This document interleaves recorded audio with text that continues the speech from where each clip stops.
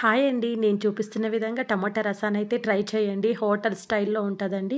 ఈ టమాటా రసము చిన్న పిల్లలకి, పెద్దవాళ్ళకి, అరుగుదలకి ఎంతో మంచిదండి ఈ టమాటా రసము.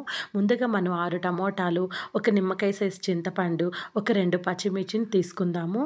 ఇప్పుడు ఒక గిన్నె తీసుకొని టమాటా ముక్కలు కట్ చేసుకొని వేసుకుందాము. ఇప్పుడు పచ్చిమిర్చిని కూడా తుంచుకొని వేసుకుందాము. ఇప్పుడు చింతపండు అయితే వేసుకుందాము. కొన్ని వెల్లుల్లి రెబ్బలైతే వేసుకుందాము.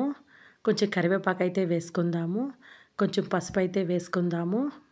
కొంచెం జీలకర్ర, చిటికెడు మెంతులైతే వేసుకుందాము. సరిపడా ఉప్పైతే వేసుకుందాము. ఇప్పుడు నీళ్ళు పోసుకుందాము. ఆ గిన్నెకి సగాటికైతే నీళ్ళు పోసుకోండి. ఇప్పుడు అవి బాగా మెత్తగా ఉడికే అంతవరకైతే మన స్టవ్ మీద పెట్టుకొని చక్కగా అయితే వాటిని ఉడికిచ్చేసుకుందాము. ఇలా ఉడికించుకొని టమాటా రసం చేసుకోవడం వల్ల చాలా ఈజీగా అయితే అయిపోతుంది. చూడండి బాగా కొంచెం టమాటాలైతే మెత్తబడిపోయాయి. ఇంకా స్టవ్ ఆఫ్ చేసి పక్కన పెట్టేద్దాం. బాగా చల్లారాలి. ఇప్పుడు ఒక రోల్ తీసుకుందాము. 1.5 టీ స్పూన్ వచ్చి జీలకర్ర వేస్తున్నాను. ఒక స్పూన్‌కి కొంచెం ఎక్కువ వచ్చి మిరియాలైతే వేస్తున్నాను. కొన్ని వెల్లుల్లి రెబ్బలైతే వేస్తున్నాను. కరివేపాకు. ఇప్పుడు బాగా అయితే దంచుకుందాము.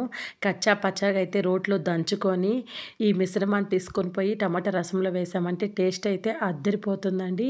ఎంత టేస్టీగా ఉంటదంటే అంత టేస్టీగా ఉంటుంది. హెల్త్‌కి కూడా చాలా మంచిది.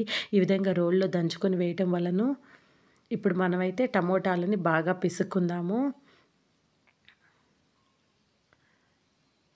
చల్లారిన తర్వాతే బాగా పిసకండి. ఇప్పుడు ఆ చెత్తంతా తీసేసి పక్కన పడేద్దాము. ఇప్పుడు మనకు నీళ్ళైతే కొంచెం పోసుకుందాము. ఇప్పుడు టేస్ట్ చేయండి. టేస్ట్ చేసి ఉప్పు గాని సరిపోకపోతే కొంచెం వేసుకోండి. నాకు సరిపోలేదు. కొంచెం ఉప్పైతే వేసుకున్నాను.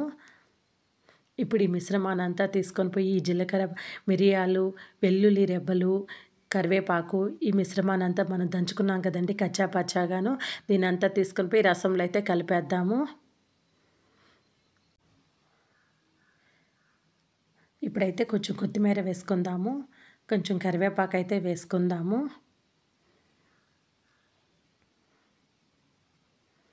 ఇప్పుడు బాగా అయితే కలుపుతాము.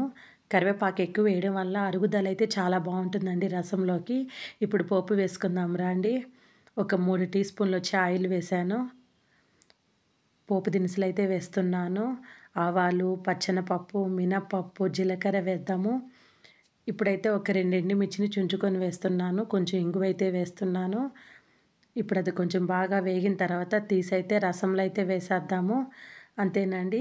రసంలో వేసిన తర్వాత ఒక 2, 3 పొంగులు వచ్చిన తర్వాత స్టవ్ ఆఫ్ చేసేయడమేనండి. ఎంతో టేస్టీగా ఉండే టమోటా రసం అయితే రెడీ అయిపోయింది. వీడియో నచ్చితే లైక్ చేయండి.